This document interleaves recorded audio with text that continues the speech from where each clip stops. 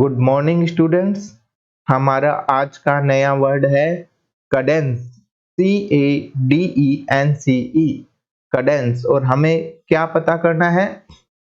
Select the most appropriate synonym of the given word. हमें इसका most appropriate synonym पता करना है कैडेंस। और हमारे चार ऑप्शन क्या है? Pleasure, freshness, habit and rhythm. Pleasure हमें पता है क्या होता है, सुख, वो होता है प्लेजर। तो हम सबसे पहले कट आउट जो हमारा होता है स्ट्राइक आउट मेथड, उसके थ्रू सॉल्व करने की कोशिश करते हैं, क्योंकि मान के चलते हमें कैडेंस का मतलब नहीं पता, लेकिन हमें प्लेजर का मतलब पता है, सुख होता है, फ्रेशनेस मतलब ताजा होता है, हैबिट मतलब कोई आदत होती है। तो ये तो तीनों नहीं लग रहे हैं, तो रिदम हो सकता है। पर रिदम तो डांस में होती है कि एक ऐसा रिदम रिदम से डांस कर रहा है, और वो ऐसा डांस कर रहा है कि जैसे कि शादी ब्याह में आया है, दारू पी के नाच रहा है बस। तो पर हमें कैडेंस का मतलब नहीं पता। फिर भी अगर हम लिस्ट उसमें देखेंगे कि कौन सा हो सकता है, तो वी माइट सेलेक्ट रिदम। चलो वो तो हम कराए, वो ठीक भी है, रिदम आपका ऑप्शन सही है। पर अब हम कैडेंस का मतलब समझेंगे कि कैडेंस का मतलब एक्चुअली होता क्या है। कैडेंस कैडेंस का मतलब होता है ताल। आपने मूवी देखी होगी ऐश्वर्या राय वाली, ताल, है ना? ताल से ताल मिला, गाना सुना होगा, ताल से ताल। तो वो है कैडेंस। आप इसको ऐसे याद कर सकते हो, ड- कै को का मान लो और डांस को डांस मान लो, डांस स्टाइल में मान लो डांस। ओए मैं तो डांस करता है ना? तो डांस से रिलेटेड, डांस का डांस का क्या, डांस का रिदम, डांस की ताल, ताल पे आप डांस कर रहे हो तो आपको कैडेंस याद रह जाएगा। ये ट्रिक हो गई याद करने की, Cadence. Rise and fall of voices in music. जो सुर ताल लगाते हैं ना, एक ताल ऊपर गई, और तो वो आपने देखा होंगे बहुत से रियलिटी शो बोल रहे हैं आपकी ताल थोड़ी ऊपर नीचे थी, मतलब जानी यहाँ से यहाँ तक चाहिए थी वेव लेंथ, ठीक है, लेकिन वो ऊपर भी सही नहीं लाया, नीचे भी सही नहीं लाया, तो ताल से ताल नहीं मिल रही उसकी। Rise and fall of voices in music. अगर आप एक ही टोन में गाते रहोगे तो मजा नहीं आता। कई कई आपने सिंगर देखे हैं जो कि एक लंबी राग गाते हैं और फिर एक डाउन आ जाते हैं, तो वो थोड़ा सा, जितनी राइज एंड फॉल होंगे, जितनी ताल होगी उसमें, उतना हमें इंटरेस्टिंग लगता है म्यूजिक। तो वो मतलब होता है कैडेंस का। The steady Cadence of the drums. कोई ड्रम बजाने वाले थे, उन्होंने बस एक स्थिर रखी ताल, ठीक है, ऐसे ऐसे ऐसे, जितना ऊपर उतना ही नीचे, ऊपर नीचे, धम धम धम धम बजा रहे थे ताल और डांस कर रहे थे।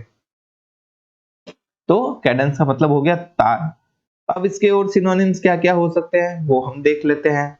हारमनी, बोलते हैं ना यार, इन हारमनी, मतलब सब एक ही ताल में गा रहे हो, एक ही रिदम में बोल रहे हो, एक ही बीट पे डांस कर रहे हो। जब ये वाली बीट आएगी तो हमें ये स्टेप उठानी है।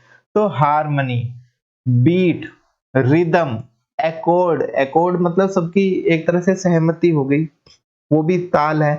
अगर चार जने बैठे हैं, उनकी ताल आपस में मिल रही है, तो कहने का मतलब ताल मिलना एक मुहावरा भी हो गया। ताल मिल रही है इसका मतलब कि वो सब एक दूसरे की बात से एग्री करते हैं, उनकी थिंकिंग सबकी एक जैसी है। तो हारमनी, बीट, रिदम, अकॉर्ड। कई बार एक छोटा सा वर्ड भी आ जाता है लिल्ट, इसका मतलब भी होता है ताल, रिदम। अब जो ये तो हम सबको पता है, प्लेजर, फ्रेशनेस, हैबिट। हैबिट मतलब आदत, फ्रेशनेस और प्लेजर, प्लेजर मतलब सुख, ये तो हम सबको पता है ही। तो रिदम हम और देख लेते हैं। रिदम इसका आंसर है रिदम, इसलिए रिदम का मतलब यहाँ आ ही गया है। रिदम का मतलब भी होता है लय में, बोल रहे ना, वह तो सब एक ही सुरताल में लगे हुए हैं भाई, वो चारों का एक ही थिंकिंग है। Regular repeated pattern of movement और साउंड। रिपीटेड पैटर्न होना चाहिए साउंड का या मूवमेंट का, ठीक है, एक ही। जैसे अपना हार्ट होता है, हार्ट बीट आपने कभी सुनी है? अगर आपका कोई फ्रेंड, कोई रिलेटिव, कोई अगर डॉक्टर हो या स्टेथोस्कोप हो जिसके पास, तो वो लगा के अपनी एक हार्ट बीट सुनना, वो भी एक रिदम में धड़कती है, ठीक है। लब डब बोलते हैं उसको इंग्लिश में, लब लब डब डब, ऐसे एक सुर ताल एक रिदम में अपना हार्ट धड़कता है। गाने भी इस पे बहुत बने हैं। ही मुझे कमेंट करना, देखता हूँ किसका हार्ट बीट के ऊपर सबसे अच्छे गाने का मुझे कमेंट आता है। ही listen the rhythm of her breathing, उसने सुनी रिदम, उसके सांस लेने की रिदम सुनी, है ना? एक शाहरुख का गाना भी है, शाहरुख और कैटरीना का, अभी मुझे याद नहीं आ रहा। उसमें भी हाँ, साँस से मेरी साँस मिली, तो वो साँस से उनकी रिदम सुन रहा है वो। इसी तरह के और वर्ड्स अगर आपको सीखने हैं जो कि एसएससी में या बैंक पीओ एग्ज़ाम्स में आए हुए हैं, एटलीस्ट हम अगर पहले के प्रीवियस पेपर में जो आए हुए हैं, वो वर्ड्स भी हम कंप्लीट कर लेते हैं with their antonyms and synonyms, है ना? तो भी हमारे काफ़ी सारे वोकैब कंप्लीट हो जाएगी, और यहाँ पे जब हम डिस्कस करते हैं, एक वर्ड को अच्छे से पढ़ते हैं, तो आप उन्हें कभी नहीं भूलोगे। एक बार आप मेरे साथ ये कैडेंस पढ़ लिया, तो मैं श्योर हूँ 100% आप कभी नहीं भूल पाओगे इसे, चाह कर भी नहीं भुला पाओगे। ये इस तरह के आपके माइंड में बिठा दिए जाएँगे ये वर्ड्स। और अगर आपको पूरा मेरा वोकैब कोर्स चाहिए, तो आप अल्ट्रा स्टडीज ऐप से डाउनलोड कर सकते हो, प्ले स्टोर पे अवेलेबल है, डिस्क्रिप्शन में लिंक दिया है, वहां से जाकर आप ऐप से मास्टर वोकैब कोर्स परचेज कर सकते हो। और इस मेरे यूट्यूब चैनल को तो आप सब्सक्राइब अभी कर ही लो, बेल आइकन हिट कर दो, ताकि आपको नए वर्ड्स का नोटिफिकेशन मिलता रहेगा। वैसे भी हर every second day I release a new word. Okay friend, thank you and जय हिंद, जय भारत।